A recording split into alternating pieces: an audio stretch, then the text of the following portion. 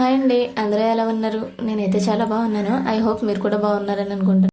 Last వీడియోలో ఆవకాయ ఎలా పట్టాలో చెప్పాను కదా, ఫుల్ వీడియో ఉంటుంది. ఒకవేళ ఎవరైనా చూడకపోతే చూడండి.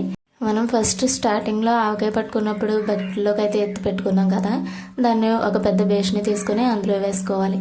ఇలా వేసుకొని ఉప్పు కారాలు మొత్తం బాగా పట్టేలాగా కలుపుకొని ఉప్పు ఏమైనా సరిపోతే యాడ్ చేసుకోవాలి. ఆయిల్ మాత్రం ఎక్కువగా పోసుకోవాలి. ఆయిల్ లేకపోతే పచ్చడి అనేది బూజు పట్టేస్తుంది. ఇలా ఆయిల్ పోసుకుంటూ పైది కిందది పైకి బాగా మెదుపుకుంటూ కలుపుకోవాలి.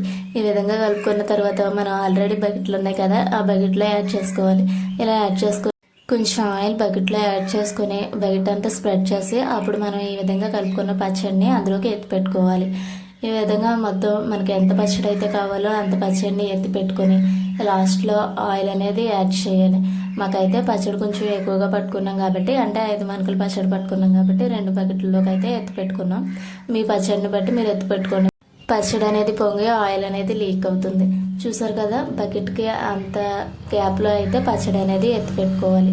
పైగా ఇప్పుడు ఆ ముక్కలు అనేవి బయటకి ఏమీ కనిపించుకోకుండా మొత్తం ఆయిల్ అనేది పైకి తేలే వరకు పోసుకోవాలి. ఇంతే పచ్చడిలో ఎత్తి పెట్టుకుంటే సంవత్సరం మొత్తం నిల్వ ఉంటుంది.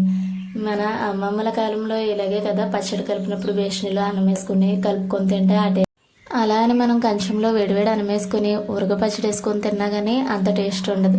కానీ ఈ బేషనీలో కలుపుకొని తింటే చాలా టేస్ట్ ఉంటుంది కదా. మీకు ఎవరికైనా ఇలా అనిపించిందా? అనిపిస్తే కామెంట్ చేయండి. మేము లాస్ట్లో ఇలా కలుపుకొని తినేసాం. ఇప్పటి వరకు వీడియో చూసినందుకే మీ అందరికీ థ్యాంక్ యూ. అలాగే మీరు కనుక మన ఛానల్ని ఇప్పుడే ఫస్ట్ టైం చూస్తున్నట్లయితే ప్లీజ్ లైక్ చేసి సబ్స్క్రైబ్ చేసుకోండి.